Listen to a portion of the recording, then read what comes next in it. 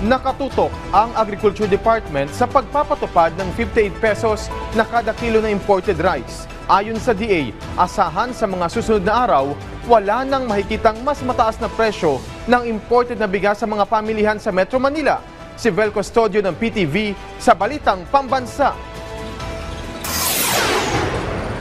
Alan, nag-ikot ang mga opisyal mula Department of Agriculture at Department of Trade and Industry para sa special price and supply monitoring sa mga pangunahing bilihin dito sa Trabaho Market, Sampaloc, Manila.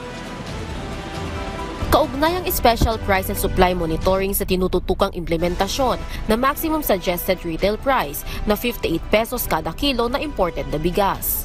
Pero sa pag-iikot ng DA at TTI, may ilan pa ring mga bigasan ang nagtitinda na aabot sa 60 piso kada kilo ng bigas. Depensa ng mga nagtitinda, pinapaubos lang ang mga old supply at papalitan din nila ng mas mababang presyo ang mga bigas kapag naubos na ang old stocks. Yun naman din po ang sabi na aming sekretary, kaya nga po hindi niya agad po pina-implement dahil nga alam niya na may mga stocks pa tayo. So, ang ini-expect po natin talaga within the next few days siguro or weeks ba, pwede pala po natin talagang strictly ma-implement po yung 58. At bababa pa po kasi yan eh. So, talagang kailangan po may adjustment period po tayo.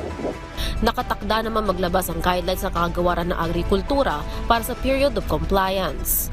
Bukod sa bigas, sinusuri rin ng mga ahensya ang presyo ng iba pang mga pangunahing produkto. Napansin po natin sa meat, medyo mataas po ang presyo nila dito compared with dun sa ibang minomonitor nating mga palengke.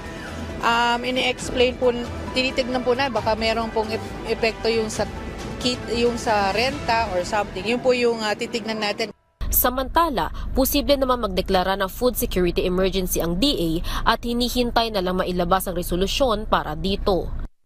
Yung food security emergency, ang dalawa yung pakay niya. Una, talagang matulungan na bumaba yung presyo ng bigas. Pangalawa, yung stocks ng NFA mailabas. At itong stocks na to mas mababa. Inaasahan natin na lalabas sa 38 pesos per kilo.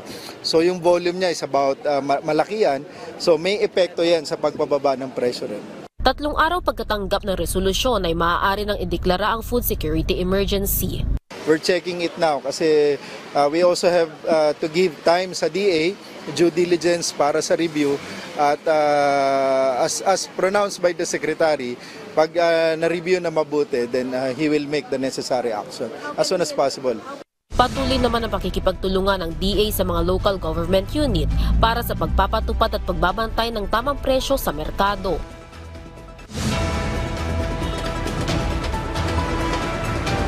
Alan, magbibigay ng hanggang 2 linggong palugit ang Department of Agriculture para ibaba sa maximum suggested retail price na 58 pesos ang imported na bigas bago sila tuluyang maghigpit sa implementasyon nito. Inaasahang magiging tuloy-tuloy ang inspeksyon ng DA at DTI sa mga palengke, lalo na inaasam o layunin ng DA na mas gawing abot kaya para sa masa ang presyo ng bigas. Mula sa People's Television Network, Vel Custodio, Balitang Pambansa.